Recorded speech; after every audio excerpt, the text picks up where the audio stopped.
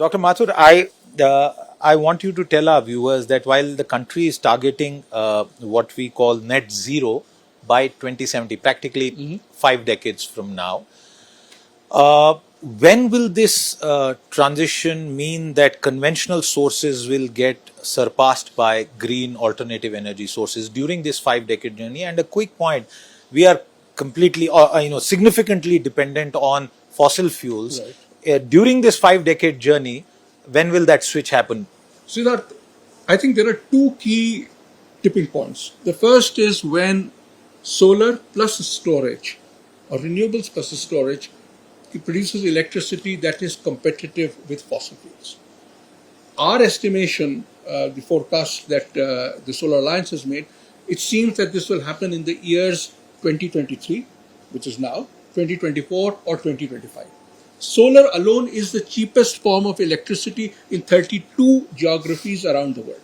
Solar plus storage will become the cheapest in this year, next year, or the year after that. After that, it doesn't make sense for banks, for companies to invest in fossil fuel based electricity. That's when the change will start happening. Can I interject here? If that is production, what about storage? One doesn't hear about storage. I could be completely ignorant about it. So is storage keeping pace? What is happening in storage is that between 2010 and 2020, the price of storage fell 90%.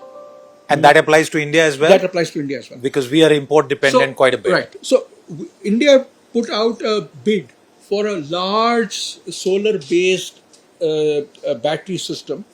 This is still expensive. It is not yet competitive. But the price that we got was less than the price that we had expected even a few months ago. The short point is that future prices that we are seeing in other parts of the world, for example in the US, are already competing. Is there a Moore's law for solar power? We think there is. What is that?